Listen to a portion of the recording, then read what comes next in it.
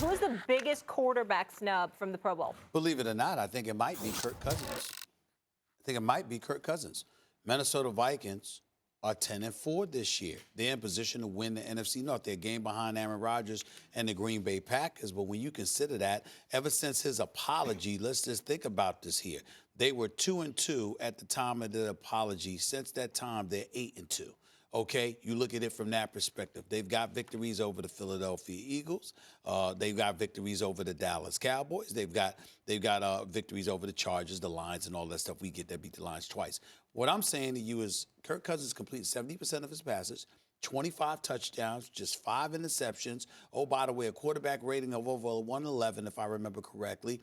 Thielen was out for a few games as well. He's been in and out. Stephon Diggs wanted to get traded. Suddenly he doesn't want to get traded. Thielen's talking about we got to pass the football. Suddenly you can't pass the football. Dalvin Cook is an absolute stud, but he's been plagued by that shoulder injury. And still, they just keep trugging along. And when you combine that with the fact that Drew Brees missed about 5 or 6 games, we all know that Drew Brees is a stud. We all know he's spectacular. We know how we feel about him. I just finished talking about that yesterday. But we can't get away from the fact that the man did miss about 6 games or so.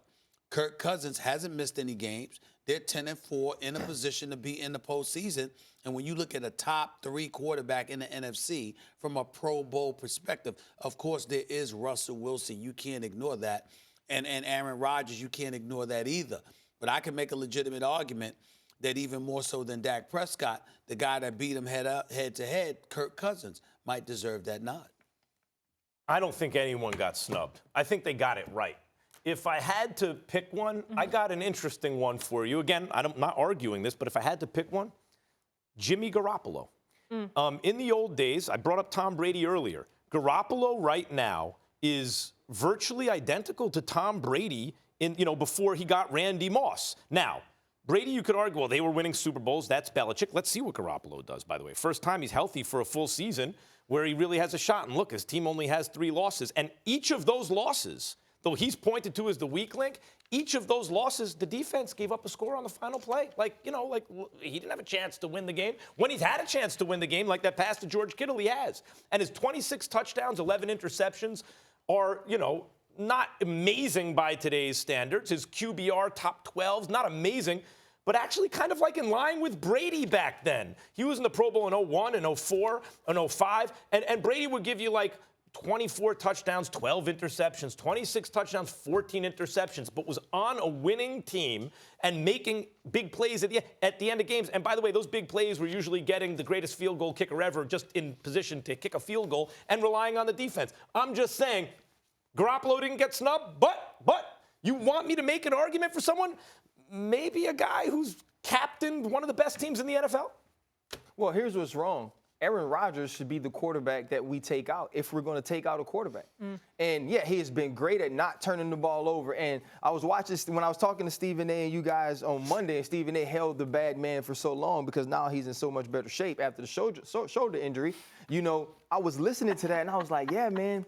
But I watch Aaron Rodgers, and it's not the same. And Matt LaFleur was supposed to come in and do some things creatively and innovatively that would open things up for him. But even when there are guys who are wide open, things we're used to watching Aaron Rodgers just drop the ball right in the right front shirt pocket, he's not doing that. Balls are falling short. He's skipping balls off the ground. That's not what we're used to. And he's protected the ball well, but it's still only 24 touchdowns to 2 interceptions. And now we look at Drew Brees, who did miss 6 games. Only what? 24-2. Yeah, the protecting the ball is great. But listen, I'm talking about compared to what the same thing you have for Carson Wentz and the way that he once was compared to now, Aaron Rodgers is much the same. He protects the football, but also we go back to last week. There's a ball he throws down the seam. It's not interception because Aaron Rodgers did a great job. It's because the dude tried to catch it with his forearm. But when you look at Kirk Cousins, this team has the 3rd best point differential in the league since the apology, right behind the Baltimore Ravens and the San Francisco 49ers. When you think Drew Brees, though, and taking him out, he missed 6 games, but he's at 21-4. And I'm going to show you what happens, and this is what happens when we go to vote for the Pro Bowl. We look at the sheet. We don't have all the QBR. We don't have all the stats. We think about to ourselves, how do I feel when I walk into the stadium?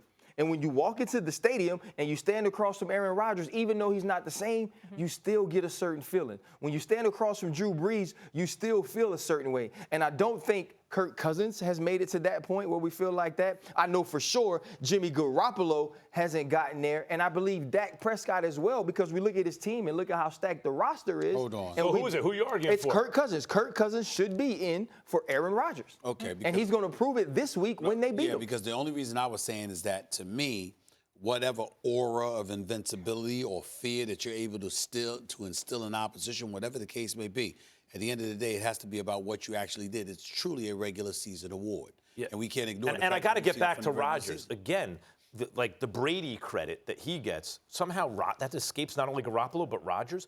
Rodgers, the whole thing is, can he captain a team, right? This team has good but not great talent on both sides of the ball. They're good. They're not great. They're good.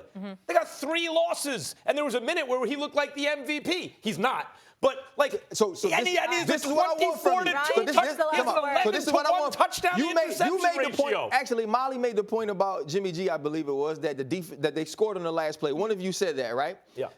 Aaron Rodgers went to Los Angeles and got housed by the Chargers, who aren't good. They went to San Francisco and got housed by them. You can't be the Aaron Rodgers he's supposed to be, and when your team is in some sort of deficit because the other team is playing better, and not bring them out. That hasn't happened to Russell Wilson. This hasn't happened to Jimmy Garoppolo. This hasn't happened to Kirk Cousins. You got 3 losses. You got a 24-2 touchdown interception ratio.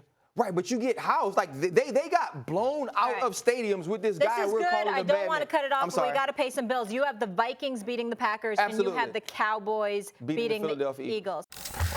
Thanks for watching ESPN on YouTube. For more sports highlights and analysis, be sure to download the ESPN app. And for live streaming sports and premium content, subscribe to ESPN+.